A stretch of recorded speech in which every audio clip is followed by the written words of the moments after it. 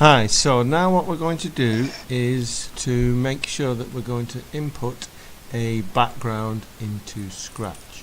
Now, if you look here in this area, you can see that it says stage backdrop, which is another word for background.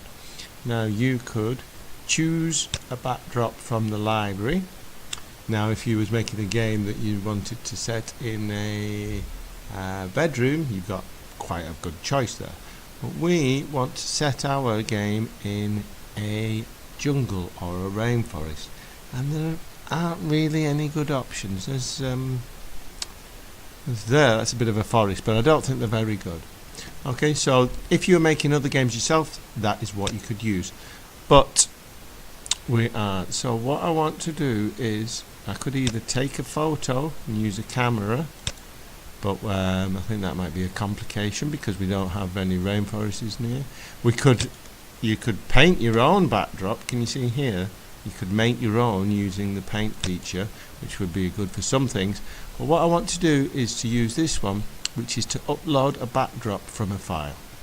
Now you might think, what does that mean? Well, what you need to do is to come out of Scratch, come here and minimize it, and then go into Google and type in rain, forest or jungle or something like that. Now we've got jungle, not our jungle, just jungle. And here we've got some things. Oh, there's a film called Jungle. We don't want that. We want images. Now these images here we want to use. Obviously I don't want that one. I'm going to use this one here. Now we need to think, how can we get the jungle picture into Scratch? Well, the first thing that you have to do is to get it onto your computer, because this is just on the internet. So what I'm going to do is right click, remember right click, so you get that pull down. Oops, I left clicked. The right click, the one from before that we used. There we go. So right click, and I want to save the image. I want to save the image. Okay, so there we go. Save image as. Now what this will do is save it to my computer. So I'm going to call it Jungle, and I'm going to save it, and it's going to save it to the desktop. You can see the desktop here. Save. Okay.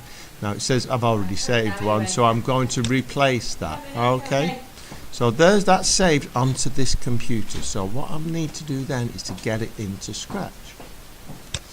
So I'll minimize that, open up Scratch again, and there you go. So hopefully, can you see here, backdrop, and then down here, upload backdrop from file.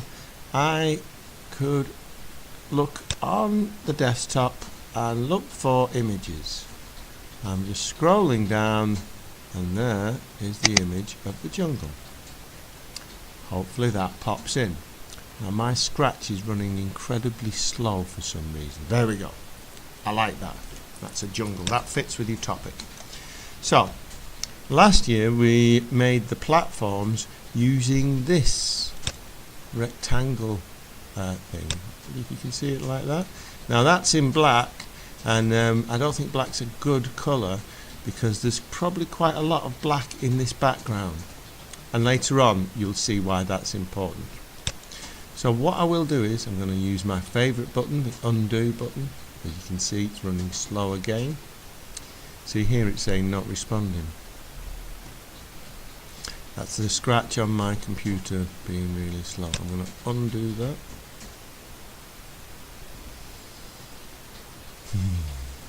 Okay, finally it does it.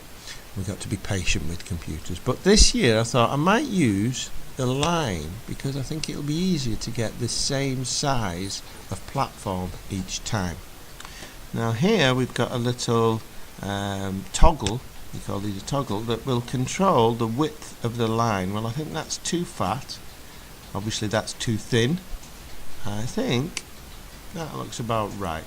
And I said we didn't want black or green, because there's a lot of green in that picture. So I'm going to pick something that there isn't much of, blue. Now what we I've got to remember is that your sprite is going to move around your character in the game, and there are going to be other characters chasing it.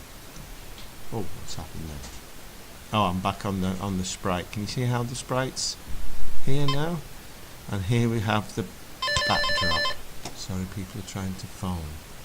I'm going to pause it and answer my phone. Okay, sorry, I had to answer that phone call. So now, hopefully, when I left click, which is the finger that you use to pick your nose with, if you're being a little bit rude, and I put it on the line up there. Can you see how it said line? And I do a little, there you go. That's a good size of platform, I think. Might be a bit too fat. Now the idea is to leave spaces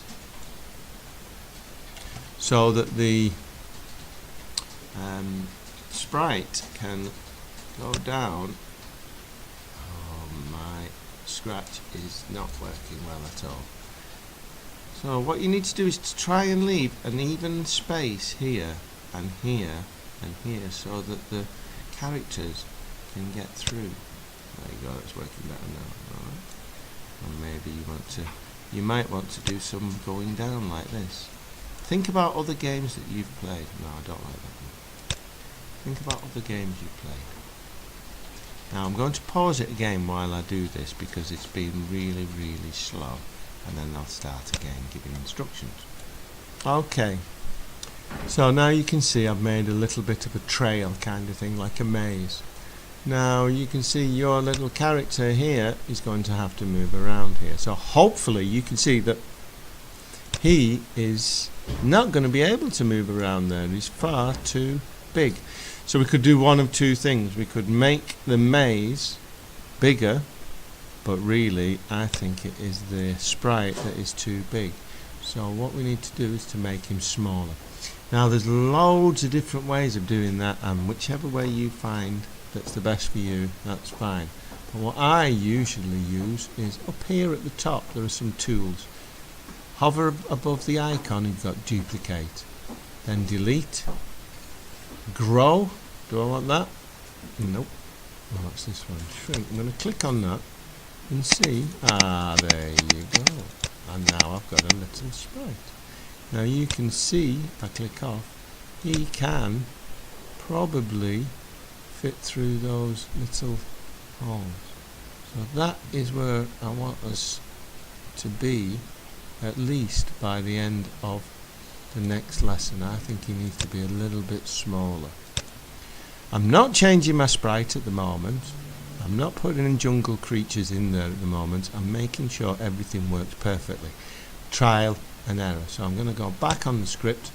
Remember, this is what it should look like, and I'm going to test it. He moves up, he moves down, he moves across, and he will fit through those barriers. Okay, now at the moment he's not bouncing off those blue platforms, but that's what we're going to code it to do next. He will bounce off the platform, and then other creatures will chase him and they will have to bounce off the platform, because think of other games you've played. Okay, if we can get that far at the end of the next lesson, I will be delighted. Okay, see you next week.